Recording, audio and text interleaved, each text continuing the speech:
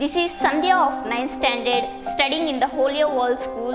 We know we eat different types of foods in our day-to-day life with different names like breakfast at the morning, lunch at the afternoon and dinner at the evening. But how many of you know how the food will digest in our body? So that's why today I am going to tell about digestive system in human beings.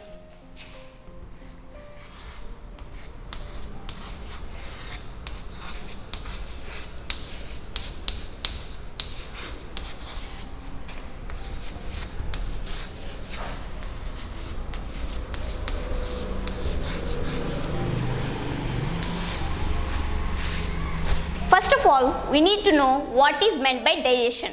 Digestion is the process of breaking down complex substance into the simpler ones with the help of enzymes and then absorb it into the blood is known as the digestion.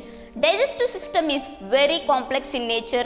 It contains different parts and these different parts perform the different activities with the help of digestive juices and enzymes.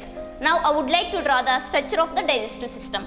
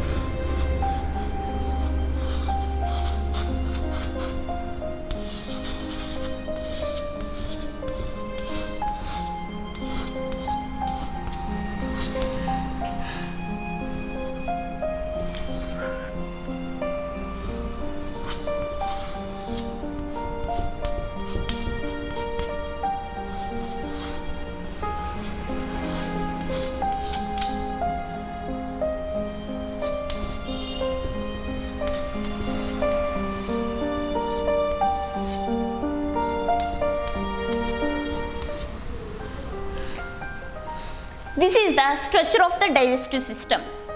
For easy understanding, first of all, we need to know what are the parts involved in this digestive system. And the first part is mouth.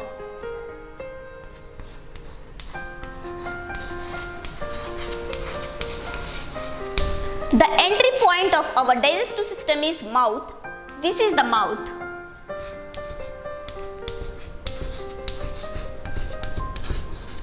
Some of you think that mouth contains teeth, tongue and saliva, but it is wrong. That mouth contains only the lips. That means this area is known as mouth. But what is the area which contains teeth, tongue and saliva? That is known as oral cavity or buccal cavity. And the second part of our digestive system is buccal cavity.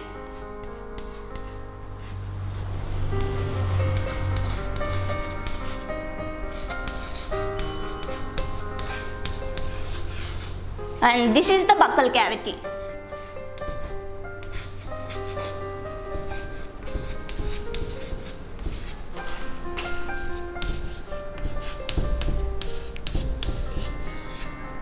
We already discussed that buccal cavity contains teeth, tongue and saliva. Each one has a special function. Now I would like to explain briefly about that. Okay, let's start with teeth.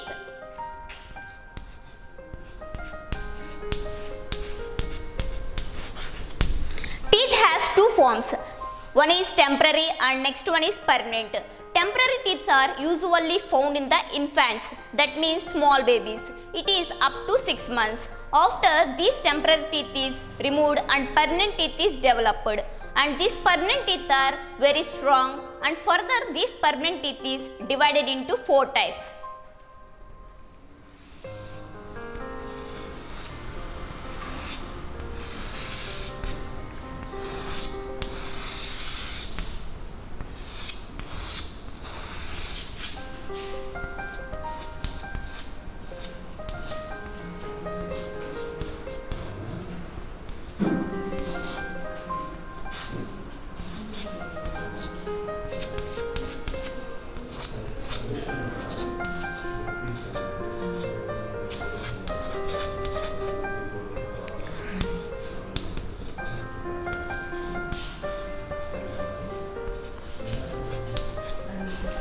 This is known as mouth. And inner part is known as oral cavity or buccal cavity. First one is the incisors.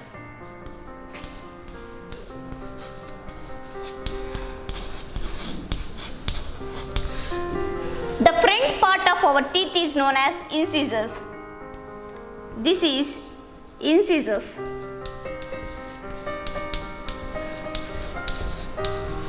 Incisors help us to cut the food, and the total number of incisors present in our oral cavity are 8. 4 at the upper jaw and 4 at the lower jaw. And second one is canines.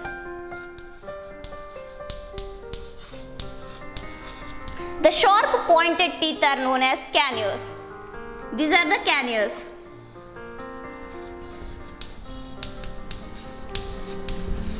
Canines help us to tear the food, and total number of canines present in our oral cavity are 4. And next one is premolars.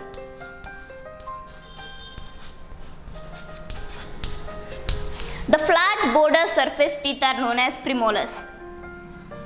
These are the premolars.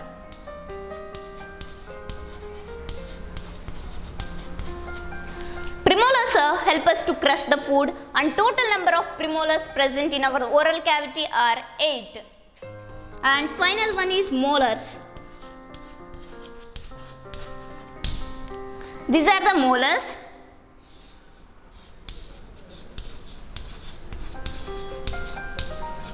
Molars help us to grind the food, and total number of molars present in our oral cavity are 12.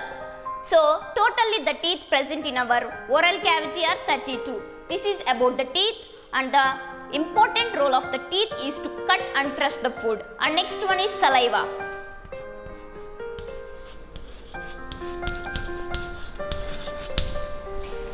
The cutted and crushed food is mixed with this saliva, and this saliva makes the food wet and slippery. So that's why it is easily passed in the alimentary canal. And saliva has 3 pairs of salivary glands. 2 pairs are located at the side of the jaw and under the tongue. 1 pair is located at the upside of the palate, and it is also contain one enzyme, that is amylase.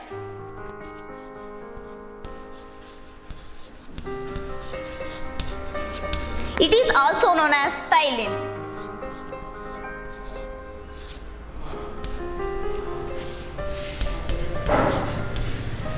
These amylases help us to convert the complex carbohydrates into the similar ones with the help of enzymes. This is about the saliva, and next one is tongue.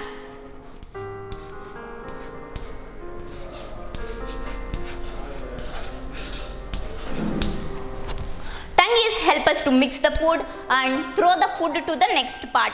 And next part in our digestive system is pharynx. This is the pharynx. Here we observe there are 2 tubes at the same position. This tube is known as windpipe.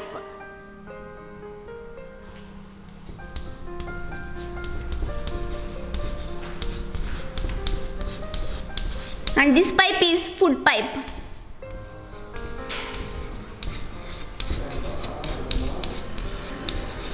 Here, so there is the epiglottis.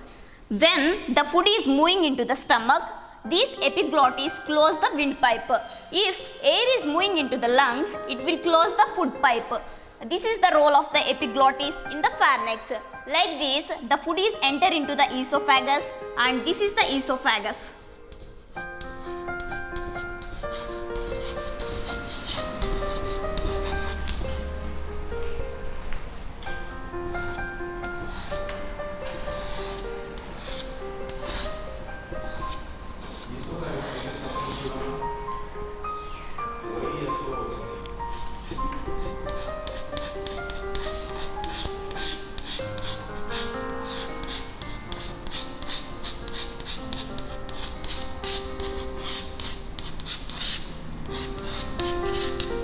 This is the detailed structure of the esophagus. Here, when the food is mixed with saliva and entering into the esophagus, then we call it as a bolus.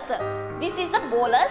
When the bolus is entering into the esophagus, in this esophagus they are the longitudinal and circular muscles. These longitudinal and circular muscles moves the bolus in a wave-like motion, like this motion. This wave-like motion is known as peristaltic movement. Like this peristaltic movement, the bolus is enter into the stomach. And the next part of our digestive system is stomach. This is the stomach.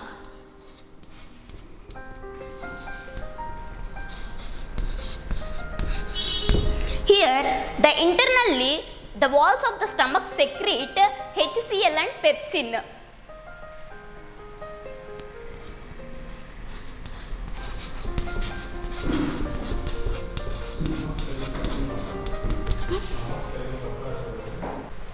When this HCl is released from the stomach, it will get mixed with the food and kill harmful bacteria which is present in the food and help us to protect from the harmful diseases. And it is also denature the proteins, so that's why enzyme pepsin quickly act on the proteins and convert complex proteins into the similar ones. These are the roles of the HCl and pepsin. And the food which is present in the stomach is in the form of semi-solid. So we call it as a chyme. And further this chyme is enter into the next part, and the next part is duodenum.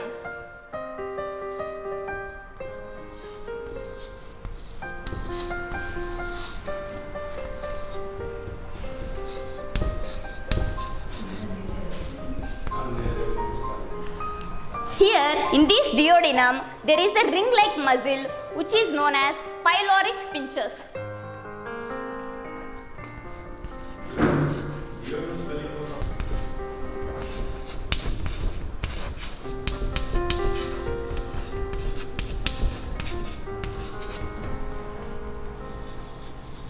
This is the pyloric sphincter. Here this chyme is slowly enter into the small intestine. This is the small intestine.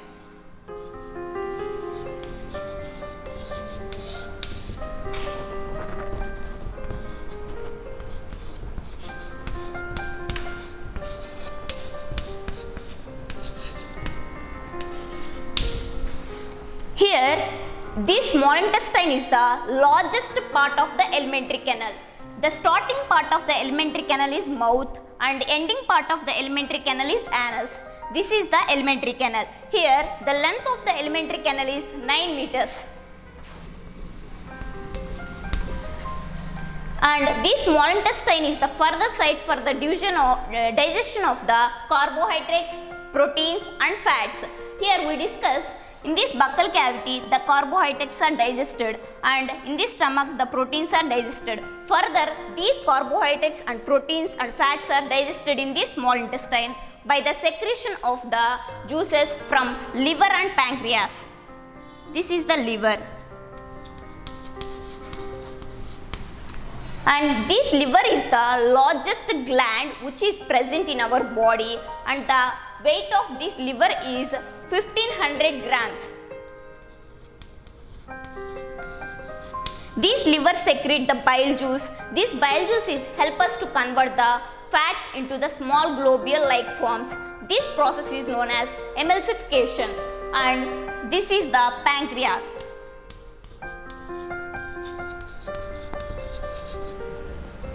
This pancreas is green in color. It will secrete pancreatic juice. This pancreatic juice contains some enzymes that are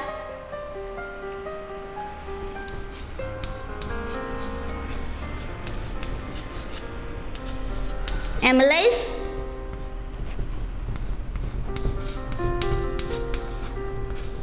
trypsin, lipase. These amylases help us to digest the carbohydrates and convert it into the maltose, and trypsin is help us to digest the proteins and convert it into the peptones, and lipase is help us to digest the fats and convert it into the fatty acids.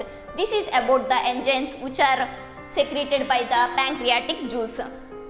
And here in this small intestine there is another process, that is absorption.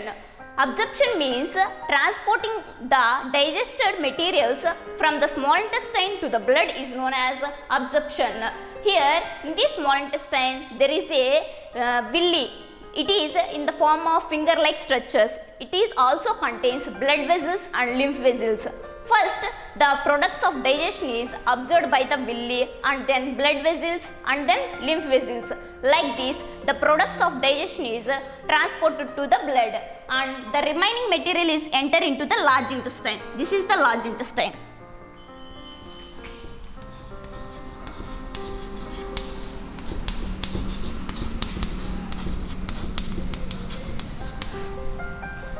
Here in this large intestine, the material contains some salts and water. These salts and water further absorbed by this large intestine and remaining waste material is enter into the rectum, and from this rectum it will throw out by anus. This is the anus. This is the process of digestion in the digestive system. And next one is health aspects of alimentary canal.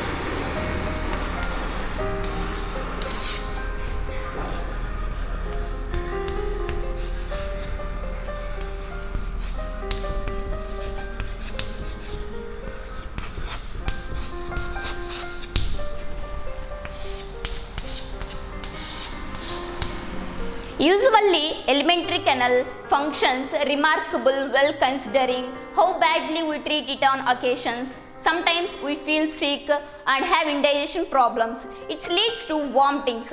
Vomiting is a body's method of ridding itself unwanted and harmful substance from the stomach. It is known as vomiting. There are many causes for vomitings. We already discussed about peristaltic movement when the food is entering into the esophagus. There we discuss this wave-like motion is known as peristaltic movement when the bolus is entering into the stomach. But when the vomiting is coming out, there is a reverse peristaltic movement like this. There are many causes for the vomitings, but one of the common cause is eating the food which contains high proportion of fats and eating the food which is poisonous and harmful. When we have a greenish vomit, this greenish vomit is known as bilious or liverish.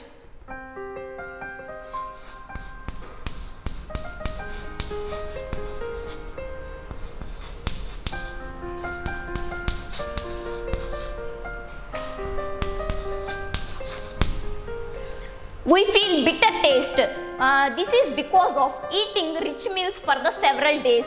We already discussed liver has an important role in the digestive system. It will digest the fats. These rich meals contains too much of fats, so the liver is unable to cope the excessive fats. That's why we have feeling nausea. These are the problems of indigestion, and the severe indigestion is occur due to the stomach and duodenum ulcers. This condition is caused mainly to the people who have a tension life. The main example is politicians. They cause stomach and duodenum ulcers because they do not have the time even eating the food. So they have hurry-burry life. So they cause the stomach and duodenum ulcers. If we follow some precautions, we have to avoid these indigestion problems. First one is we have to take simple and well balanced diet, and next one we have to avoid taking violent exercises soon after eating the food, and next one drinking plenty of water, and next one is thoroughly masticating the food. If we follow these precautions, we definitely avoid the indigestion problems. And next one is about diseases due to malnutrition.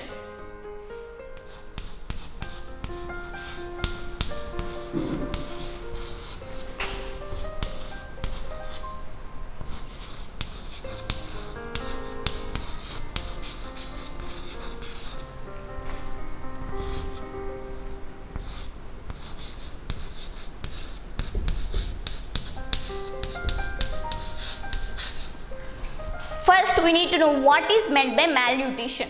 Eating the food that do not contains one or more than one nutrients in required amount is known as malnutrition. Malnutrition is occur due to some reasons that are, first one is poor health.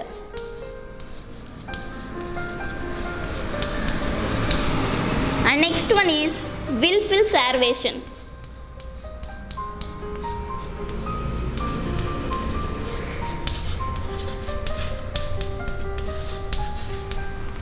And next one is lack of awareness about nutrition.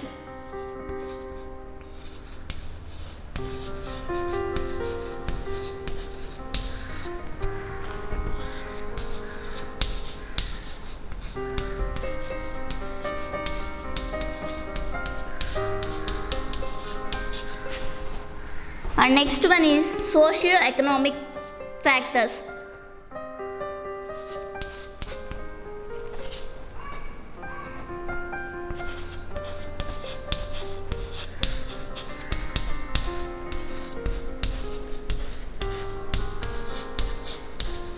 These are the reasons for malnutrition in our country. There are 3 types of malnutritions.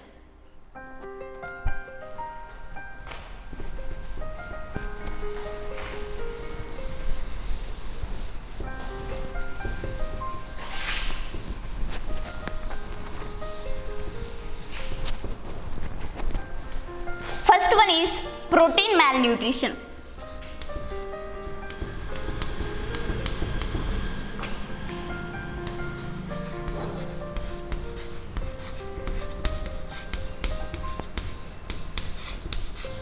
And second one is calorie malnutrition.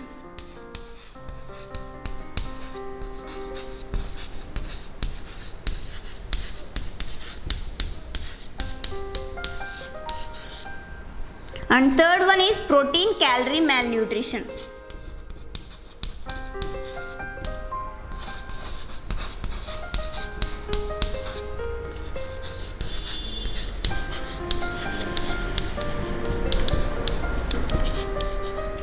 And next one is diseases due to malnutrition. First one is kwashiorkor.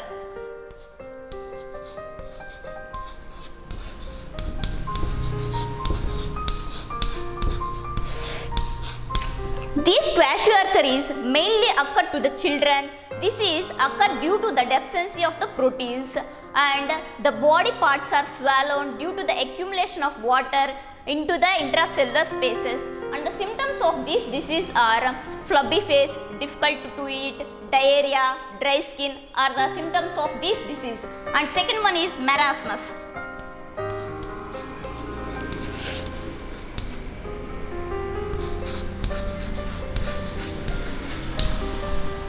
Marasmus is occur due to the deficiency of both proteins and calories, and it is also occur due to the immediate second pregnancy and repeated childbirth. The symptoms of this disease are diarrhea, dry skin, weak and lean. These are the symptoms of marasmus. And next one is obesity.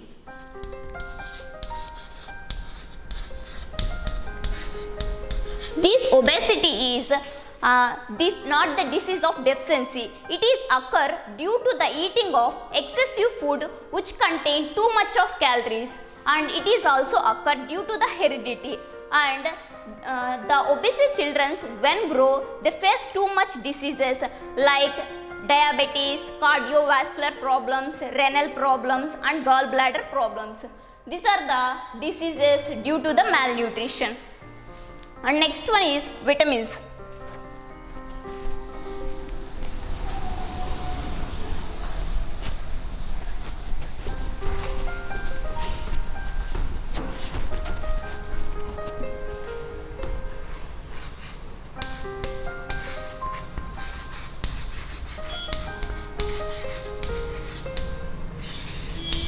Vitamins are organic substance. They are the micronutrients. That means they are available in small quantities. It are not synthesized in our body. So there is no deficiency diseases of vitamins. get vitamins in two ways. One is diet, another is bacteria which is present in the intestine. It will synthesize vitamins and supply to our body. Vitamins are classified into two types. First one is water soluble and next one is fat soluble. Water soluble vitamins are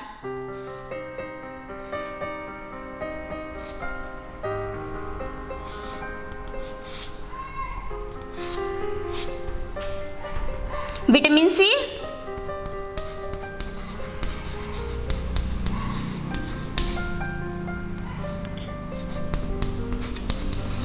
vitamin B1,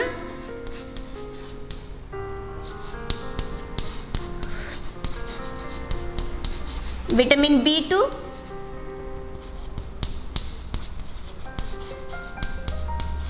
vitamin B3,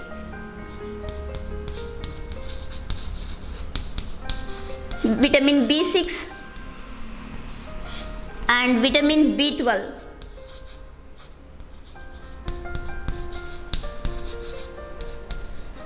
These are the water soluble vitamins and fat soluble vitamins.